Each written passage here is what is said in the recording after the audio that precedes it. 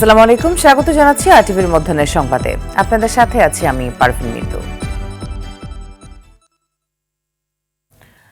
এবার গ্রেপ্তার হলেন আওয়ামী লীগের প্রেসিডিয়াম সদস্য সাবেক মন্ত্রী শাহজাহান খান। গেল রাতে রাজধানীর ধানমন্ডির একটি বাসা থেকে তাকে গ্রেপ্তার করা হয়েছে বলে জানান ডিএমপির অতিরিক্ত পুলিশ কমিশনার রেজাউল করিম মল্লিক। বলেন, শাহজাহান খানকে ডিবি কার্যালয়ে রাখা হয়েছে। বিভিন্ন অভিযোগের বিষয়ে শাহজাহান খানকে জিজ্ঞাসাবাদ করছেন বলেও জানান ডিবির কর্মকর্তারা। সবশেষ দ্বাদশ জাতীয় নির্বাচনে মাদারীপুর ২ আসন থেকে টানা অষ্টমবারের মতো নৌকা প্রতীক নিয়ে সংসদ সদস্য নির্বাচিত হন তিনি। ২০০৯ সাল থেকে তাকে নৌপরিবহন মন্ত্রীর দায়িত্ব দেয় আওয়ামী লীগ সরকার। মন্ত্রী থাকাকালীন তার বিরুদ্ধে নানা দুর্নীতি ও অনিয়মের অভিযোগ ওঠে।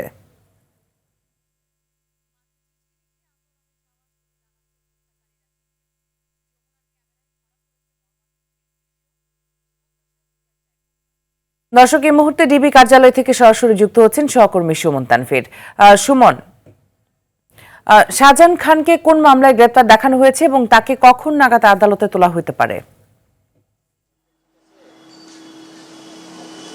আপনি খবরে কিন্তু বলছিলেনই যে গতকাল মধ্যরাতে ধানমন্ডি থেকে আওয়ামী লীগের এই প্রভাবশালী নেতাকে কিন্তু গ্রেপ্তার করার পর আমরা এখন যেখানটায় আছি অর্থাৎ মিন্টু রোডের এই ডিবি কার্যালয়ের ভেতরে তাকে রাখা হয়েছে এবং কিছুক্ষণ আগে ধানমন্ডি থানায় যে তদন্তকারী কর্মকর্তা অর্থাৎ যে প্রশ্নটি আপনি করছিলেন যে কোন মামলায় আসলে তাকে গ্রেপ্তার দেখানো হয়েছে, গত ৪ তারিখ অর্থাৎ ৫ আগস্টের আগের দিন ৪ তারিখ যে আন্দোলন হচ্ছিল সেই আন্দোলনে মোতালেব নামে একজন কিশোর আসলে জিগাতলায় পুলিশের গুলিতে নিহত হন। সেই নিহত হওয়ার ঘটনায় কিন্তু একটি মামলা দায়ের করেন তার বাবা ২৬ তারিখে এবং সেই মামলায় শেখ হাসিনাকে প্রধান আসামি করে সাবেক স্বরাষ্ট্রমন্ত্রী আসাদুজ্জামান খান কামাল, সাবেক সাধারণ সম্পাদক ওবায়দুল কাদের সহ প্রায় ১৭৬ জনের নাম উল্লেখ করা হয়। সেই মামলায় কিন্তু আসলে শাহজাহান খানকে গ্রেপ্তার দেখানো হয়েছে এবং আমি যেটি বলছিলাম যে ধানমন্ডি থানার যে তদন্তকারী কর্মকর্তা তিনি আসলে এসেছেন কিছুক্ষণ আগে।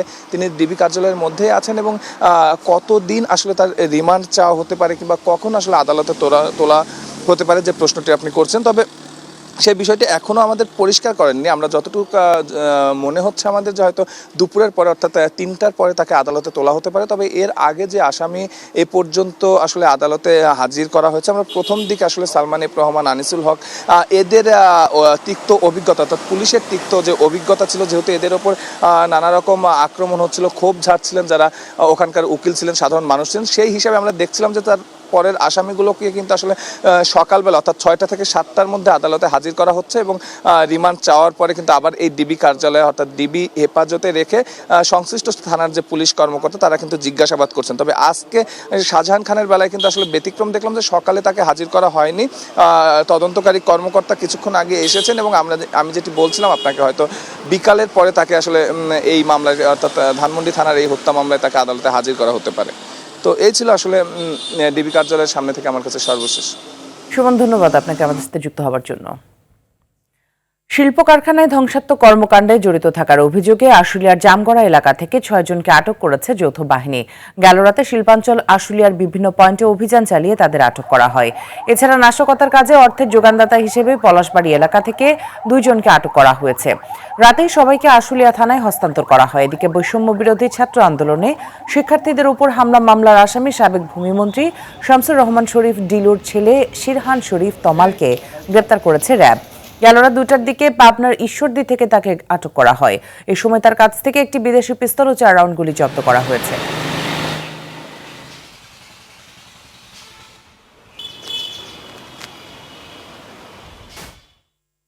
বন্যার পানি কমলেও দুর্ভোগে আছে মানুষ। দুর্গত এলাকায় রয়েছে খাবার ও বিশুদ্ধ পানির সংকট। বাড়ছে ডায়রিয়া, চর্মরোগ সহ পানিবাহিত নানা রোগ। ক্ষতিগ্রস্ত ঘরবাড়ি মেরামতে দুশ্চিন্তায় রয়েছে দুর্গতরা। সহজে পানি নামতে না পারায় নোয়াখালীর কিছু এলাকায় স্থায়ী জলাবদ্ধতা দেখা দিয়েছে। এখনও পানিবন্দী ১৫ লাখ মানুষ। ফেনীতে বিধ্বস্ত ঘরবাড়ি মেরামতে সরকারি বেসরকারি সহায়তার দাবি জানিয়েছে ভুক্তভোগীরা। লক্ষ্মীপুরে পরিস্থিতির কিছুটা উন্নতি হলেও দুর্ভোগ কমেনি মানুষের। রয়েছে খাবার ও বিশুদ্ধ পানির সংকট। কুমিল্লাতেও ঘরবাড়ি মেরামতে সহায়তার দাবি জানিয়েছে দুর্গতরা।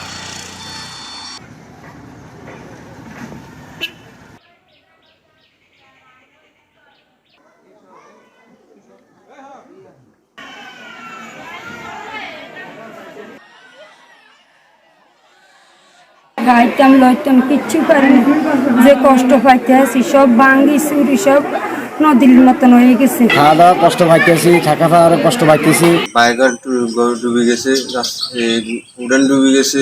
ফেরদৌস আহমেদ কুরাইশি, ওনার অবস্থান এটাও পানির মধ্যে ডুবেছিল অনেকদিন, এখন মোটামুটি একটু পানি কমছে। দর্শক, এই মুহূর্তে ফেনী থেকে সরাসরি যোগ দিচ্ছেন সহকর্মী আজাদ মালদার। আজাদ, দুর্গত এলাকার পরিস্থিতি কতটা উন্নতি হয়েছে? হ্যাঁ মিতু, আপনি যেমনটি জানতে চেয়েছিলেন, ফেনীর বন্যা পরিস্থিতি এখন অনেকটা উন্নতির দিকে। বিশেষ করে যে পরশুরাম ফুলগাজী এবং ছাগলনাইয়া ফেনী সদর সহ সোনাগাজীর মানুষ এখন ঘরে ফিরতে শুরু করেছে। তারা এখন আশ্রয় কেন্দ্র থেকে অনেকে বাড়ি ফিরছে। তারা এখন ঘর দরজা মেরামত নিয়ে তারা ব্যতিব্যস্ত আছে, যদি তাদের আর্থিক সংকট চরমাকা ধারণ করেছে এবং তাদের খাদ্য সব সামগ্রী নিয়েও তারা বিপদে আছে এবং তাদের এটা অভাব অনটনে তারা হাহাকার করছে। তো এখানে আমি যতটুকু এখন এখানে আমি দাঁড়িয়ে আছি দাগনভূঞা উপজেলার একবারে পৌরসভার ভিতরে, যে দাগনভূঞার অভিশাপ, যে এটা একটা মরণ ফাঁদে দাদনা খাল। আমি এখন দাদনার খালে দাঁড়িয়ে আছি, যে দাদনার খালের কারণে এই আপনার দক্ষিণাঞ্চলের মানুষ এখনো কয়েক হাজার মানুষ পানিবন্দী অবস্থা মানবত জীবনযাপন করছে। তারা এখানে গত 1 মাস পর্যন্ত পানিবন্দী অবস্থা রয়েছে।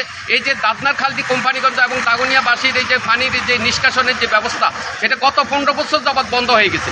এখানে যে পৌরসভার 1 কিলোমিটারের মধ্যে বাড়িঘর এবং ব্যবসা প্রতিষ্ঠান, তারা এই যে খাল দখল করে যে 30 ফুট খাল, সেই খালকে তারা 10 ফুট থেকে 15 ফুটে নিয়ে এসেছে। এই যে ভূমিদস্যুরা এটা দখল করে এখন এই যে জলাবদ্ধতা এবং জলজটের সৃষ্টি করেছে, যার কারণে হাজার হাজার মানুষ এখন এই পানিবন্দী অবস্থা মানবত জীবনযাপন করছে। তাদের আর্থিক ক্ষতি কয়েক হাজার কোটি টাকা তাদের আর্থিক ক্ষতি হচ্ছে এবং লোকসান হচ্ছে। এই যে বিগত কোটি টাকা সরকারি লোপাট করেছে, দুর্নীতি করেছে, অনিয়ম করেছে, তারা কাজের কাজ কিছু করে না। এখন মানুষকে যে দৃশ্যটা পানিবন্দী অবস্থা তাদেরকে এই জিম্মি করে রেখেছে। এটা থেকে তারা পরিত্রাণ চান। আমার গত সপ্তাহে এখানে দাগনভূঞা উপজেলা প্রশাসনের কাছে এলাকাবাসী এটা দরখাস্ত দিয়েছিল যে এটা সংস্কার মেরামতের জন্য প্রশাসন এখন পর্যন্ত কোনো ব্যবস্থা নেননি বলে আমাদের কাছে অভিযোগ করেছেন। তো আমি এখানে যে দাঁড়িয়ে আছি, যে পৌরসভার যে 1 কিলোমিটারের মধ্যে যে দাদনা খালটি, এটা দ্রুত যদি সংস্কার এবং মেরামত না করে, তাহলে এই জলবন্দী এই পানিবন্দী মানুষের অবস্থা আরো দুর্দশা, আরো দুর্ভোগ আরো বেড়ে যাবে। তাদের এই দুর্দশা থেকে পরীক্ষা, তাদের ফসলাদি কৃষি থেকে আরম্ভ করে ঘর বাড়ি সবকিছু বিনষ্ট হয়ে যাচ্ছে। যুক্ত হবার জন্য অসংখ্য ধন্যবাদ আপনাকে। চাঁদাবাজি সহ বিভিন্ন কারণে দাম বেড়েছে নিত্যপণ্যের। রাজধানীর কারণ বাজারে দেখা যায় গেল সপ্তাহের তুলনায় প্রায় সব পণ্যের দাম বেড়েছে 5 থেকে 20 টাকা পর্যন্ত। 40 টাকা কেজি নিচে সবজি নেই বাজারে। ডজনে 5 টাকা বেড়ে ডিম বিক্রি হচ্ছে 155 টাকায়। আলু বাজার ভেদে 55 থেকে 60 টাকা, করলা 50 থেকে 80 টাকা পর্যন্ত বিক্রি হচ্ছে। কাঁচামরিচ 160 টাকা কেজি, মুরগির দামও চড়া। গরুর মাংস 750 থেকে 780 আর খাসির মাংস বিক্রি হচ্ছে 1100 টাকা কেজিতে।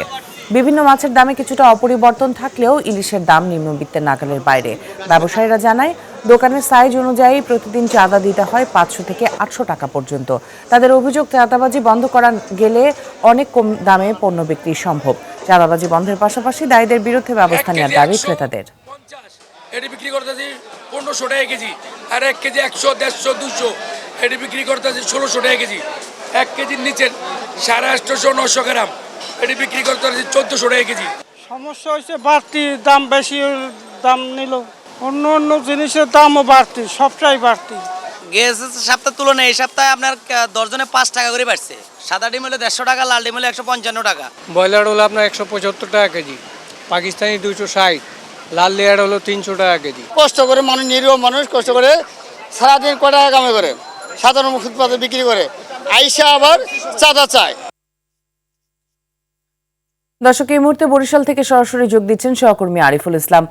আরিফ, বরিশালে নিত্যপণ্যের দামের কি অবস্থা দেখছেন?